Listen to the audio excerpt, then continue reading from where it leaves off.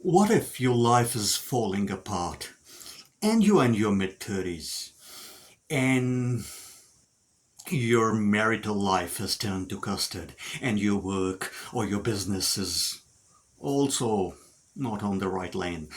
What are you going to do to bring your life back on track? Uh, or just forget all that bullshit for like a few weeks?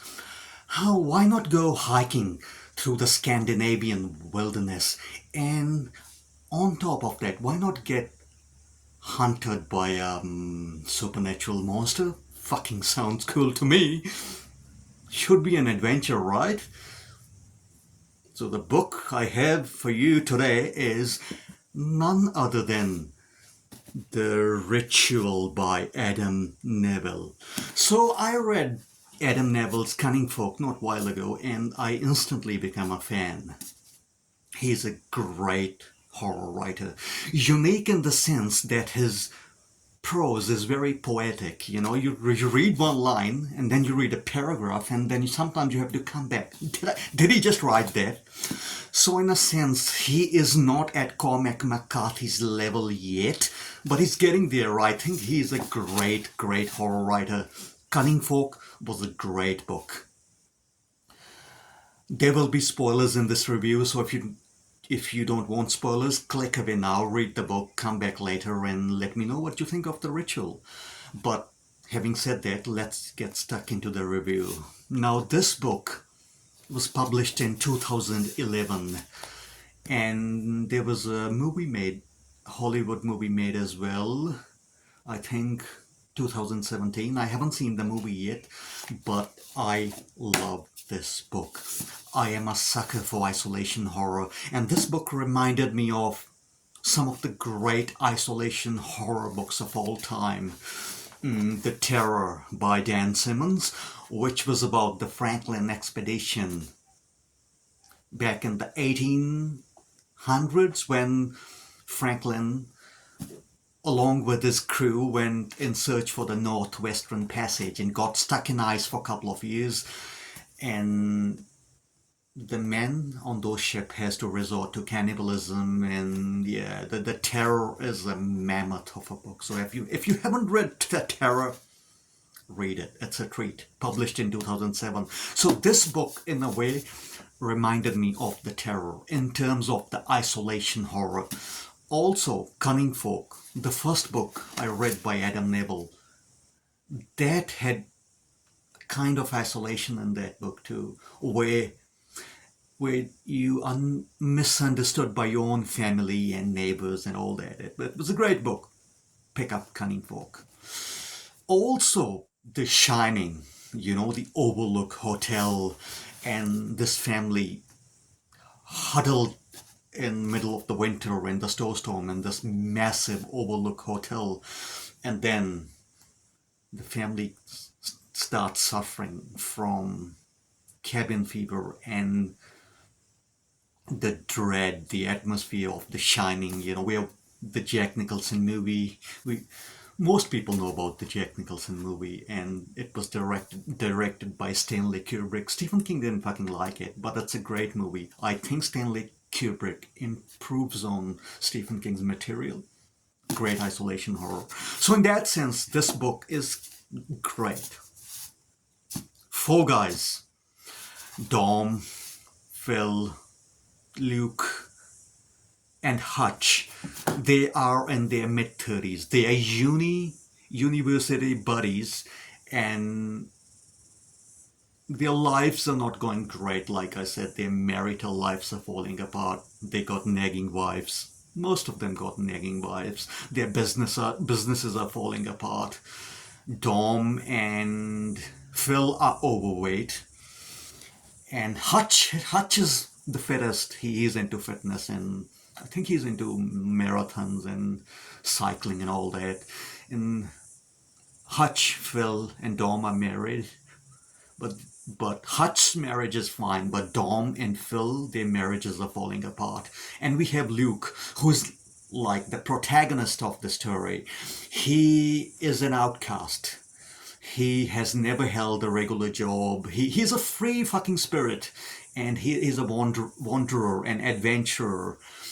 Is into music. I think he tried to was in a band or something, and is into reviewing the music albums and stuff. So he's a wild, free spirit, and I relate to Luke. He's quite a cool protagonist, and he also suffers from neurosis, and that makes him a great fucking protagonist.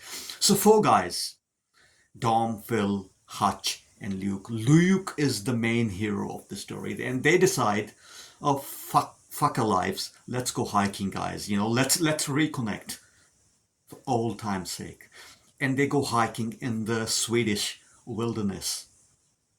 And because Dom and Phil are not very fit, they slow Hutch and Luke down quite a bit, and they get fucking lost. I mean, how cool is that? You get lost in Swedish wilderness. You want adventure, boys? I'll give you fucking adventure. Yeah. So, and that's how this story starts. For uni buddies getting lost in the Swedish fucking wilderness. Great premise. Great premise for isolation horror. I mean, what more do you want? There is isolation, there's nature, and on top of that, shall I tell? Yeah, why not? They stumble on this isolated house, a house that's falling to bits in the woods. On on the second or third day, when they're lost in the woods, they stumble upon this house, which is scary looking, black, dark house. They go inside, and it's raining all the time, and they are wet, they are soggy. Reminds me of that movie, George Clooney. Oh, brother, where art thou? They had a band and they called themselves Soggy Bottom Boys. So they're all fucking soggy from walking in the wilderness, and they stumble upon this house and they go inside. And there is animosity among our boys too, because Dom and Phil, and to a lesser extent with Hutch, because they are married and they have responsibilities, they kind of are of jealous of a hero Luke, who's a free spirit, who does what he wants to do and who doesn't have any obligations or responsibilities weighing him down. So there is lots of taunts and remarks and jabs between each other.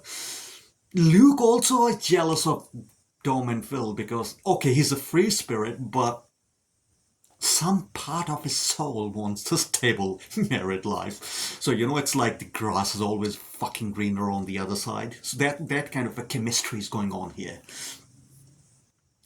So, yeah, they stumble upon this scary, creepy house and they take a shelter in that house for the night.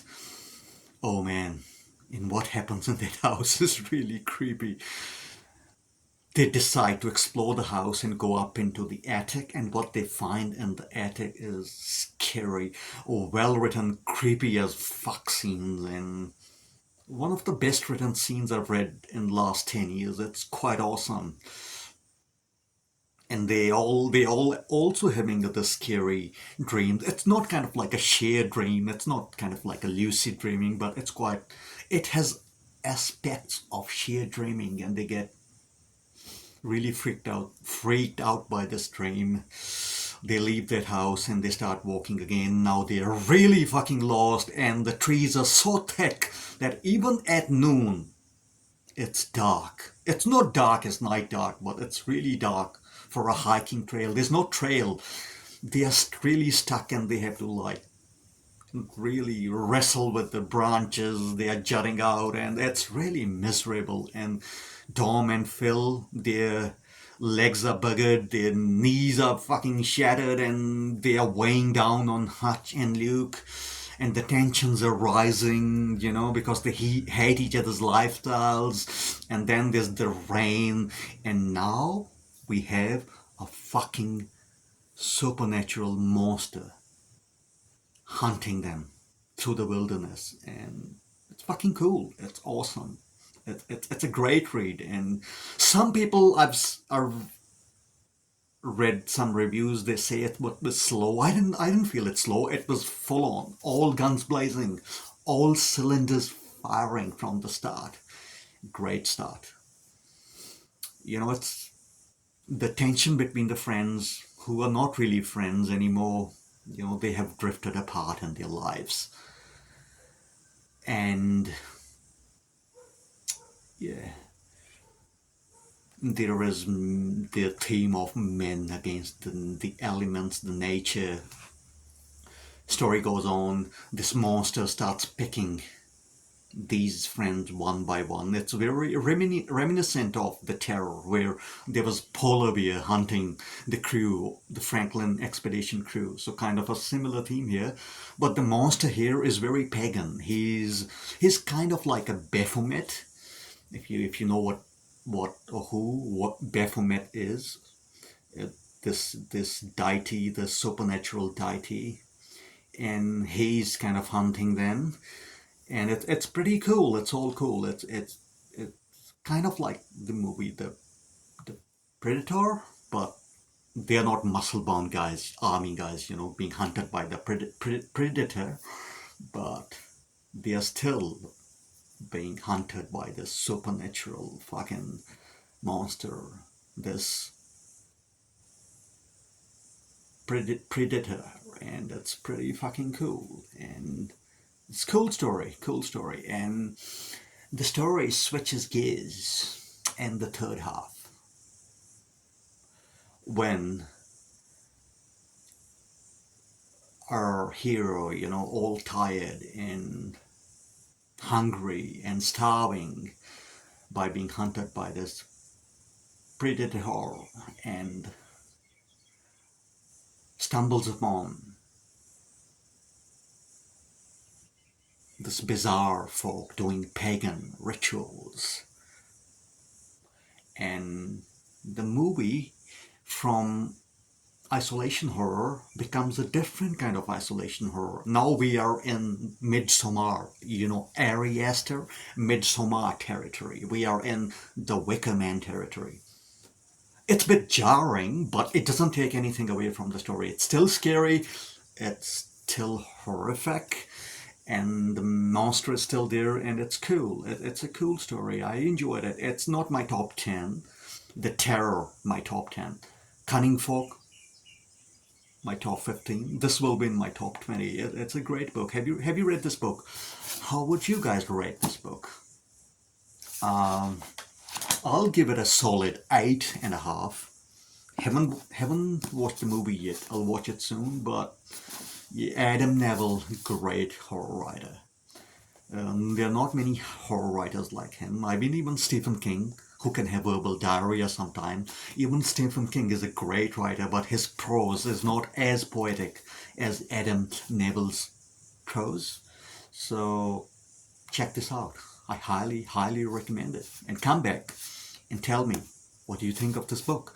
And please like and subscribe and leave a comment down below if there's any book you want, any other book you guys and girls would like me to review, and it gives me the motivation to keep on making these videos for you guys and keep on reading great horror for you. And yeah, keep on reading great fiction, keep on reading great horror, and I'll see you in the next clip.